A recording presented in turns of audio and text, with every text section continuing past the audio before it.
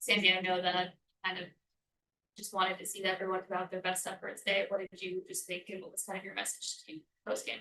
Yeah, I thought our second half effort was good. We just, we didn't have the.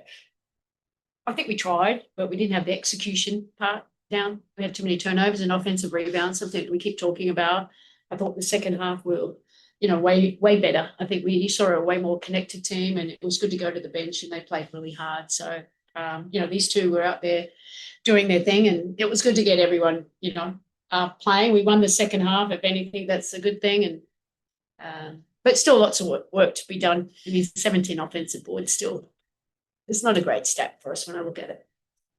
JJ, why do you think you guys were better in the second half than the first half? I think we stopped turning the ball over. I think we exploited the matchups that we wanted to exploit and were intentional about it. And I think we were on the same page, and if there were things that we didn't like, we came together, we talked about it, tried to problem solve it in real time versus waiting to get back into the huddles during like timeouts and stuff. So yeah.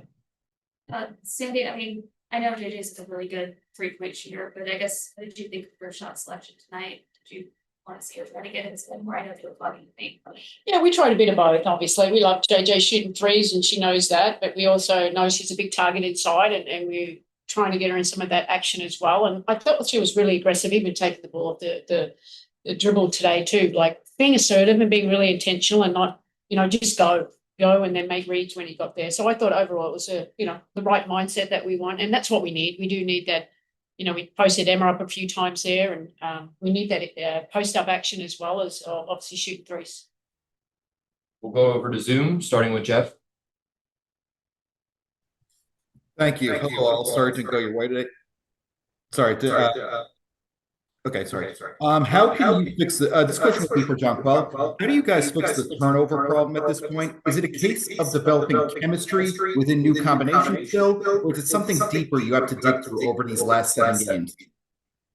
Honestly, I feel like a lot of the ones that we had, like especially in the first half, are just like stuff that normally doesn't happen for us in terms of like just catching the ball. And like I even had one where like I popped and I tried to catch the ball slipped out of my hands. And I think those are the ones that more than anything we have to make sure that we don't have. And that way we have a little bit more leeway to be a little bit more aggressive with our passing and different stuff like that. But when we have the simple turnovers like that, you get a little bit tighter with the ball because you don't want to turn it over and stuff like that. So I think it's just us just being a little bit more focused, a little bit more locked in.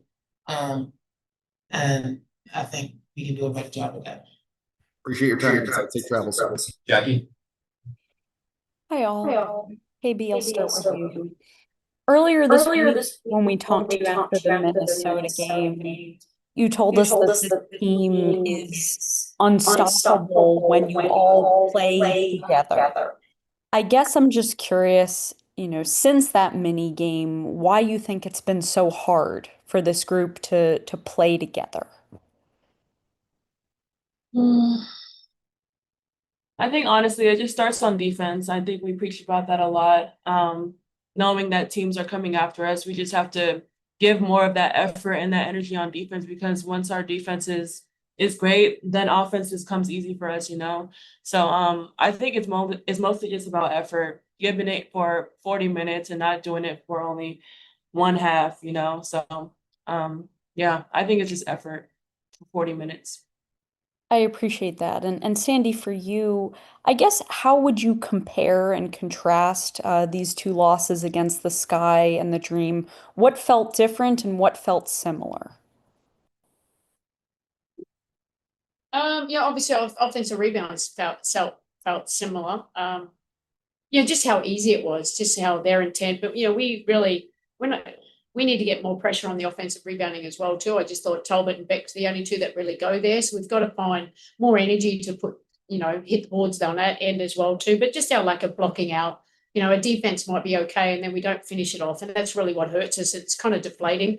I think in both games, that's what it is. But what I think, like, we're still staying together. And that's the most important thing. We've we're on the struggle bus. We know that, but we're getting some really good players back, and then we know it doesn't mean things will just automatically change. We have to bring the appropriate effort and energy and trust and talk and everything and be connected. I just felt the second half we were way more connected with what we had at both ends of the floor, and that's just over communicate sometimes and trust what we're doing. But no, our scramble was way better than we've seen in a few games.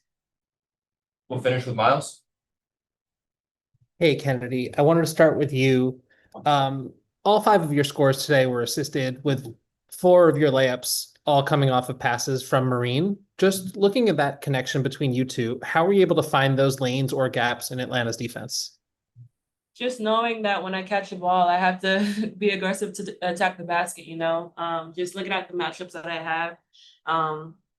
But yeah, just knowing that when MJ's ball handling, she's always looking for her teammates, but also we want her to look for a shot a lot as well, because when she's at her best, I feel like everyone else is at their best too. So yeah, I think she just did a great job being more assertive in the second half, because I feel like we all struggled in the first half, but I feel like we just did a good job of just being more assertive offensively, defensively, and we just have to put it all together for 40 minutes.